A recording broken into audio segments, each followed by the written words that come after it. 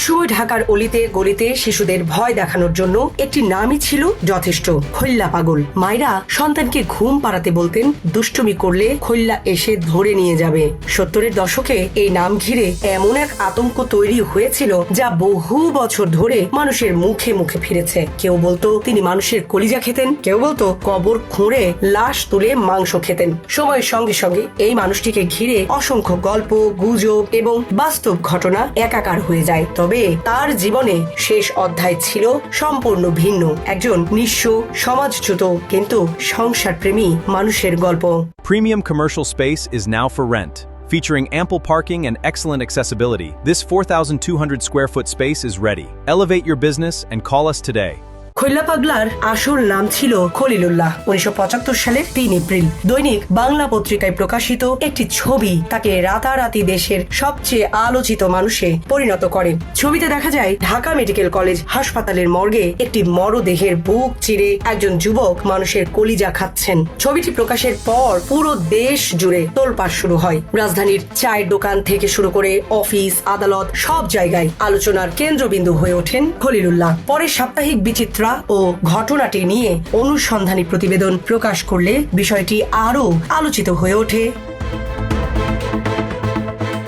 খবর প্রকাশের কয়েকদিনের মধ্যেই ঢাকা মেডিকেল কলেজ হাসপাতালের কর্মচারীরা খলিলুল্লাহকে আটক করেন। তাকে হাসপাতালের তৎকালীন কর্তৃপক্ষের সামনে হাজির করা হয়। উপস্থিত ছিলেন চিকিৎসক এবং মানসিক রোগ বিশেষজ্ঞরা। সেখানে খলিলুল্লাহ নিজের জীবনের নানা অদ্ভুত তথ্য জানাতে শুরু করেন। তার দাবি ছিল ছোটবেলায় তার ঘনিষ্ঠ বন্ধু ছিল রবি ডোম। রবির বাবা ছিলেন ঢাকা মেডিকেল কলেজ হাসপাতালের একজন ডোম, যাদের দায়িত্ব ছিল ময়নাতদন্ত এবং মরদেহের দেখভাল করা। খলিলুল্লাহর ভাষ্য মতে রবির বাবাই প্রথম তাদের মরদেহর মাংস খেতে দেন। সময়ের সঙ্গে রবি এই অভ্যাস ছেড়ে দিলেও তিনি আর তা ছাড়তে পারেননি। কয়েকদিন পর পর মানুষের মাংস খাওয়ার তীব্র আকাঙ্ক্ষা অনুভব করতেন বলেও তিনি দাবি করেন।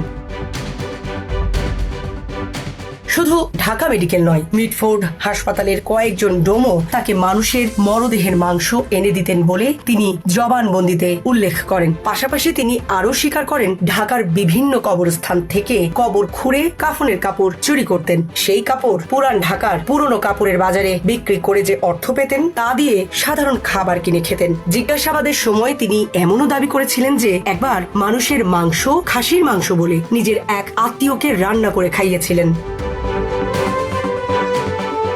হাসপাতাল কর্তৃপক্ষ তার আচরণ যাচাই করতে একটি পরীক্ষাগার ব্যবস্থা করেন। রান্নাঘর থেকে কাঁচা মুরগির মাংস এনে তার সামনে দেওয়া হয়। উপস্থিত ব্যক্তিদের ভাষ্য অনুযায়ী তিনি কোনো দ্বিধা ছাড়াই কাঁচা মাংস চিবিয়ে খেয়ে ফেলেন। এরপর হাসপাতাল কর্তৃপক্ষ সিদ্ধান্ত নেয় তাকে আর সাধারণ মানুষের মধ্যে রাখা নিরাপদ নয়। পুলিশ ডেকে তাকে গ্রেফতার করা হয়। পুলিশের জিজ্ঞাসাবাদেও খলিলুল্লাহ নাকি বলেন তিনি মানুষের মাংস খেতেন এবং সুযোগ পেলে ভবিষ্যতেও খাবেন। বিষয়টি আদালতে গেলে বিচারক তাকে পাবনা মানসিক হাসপাতালে চিকিৎসার জন্য পাঠানোর নির্দেশ দেন। এরপর ধীরে ধীরে খলিলুল্লাহ জনচক্ষুর আড়ালে চলে যায়। মানুষ তাকে ভুলতে শুরু করে। একসময় যার নাম শুনে আতঙ্ক ছড়িয়ে পড়ত, সেই মানুষটির আর কোনো খোঁজ রাখেনি সমাজ।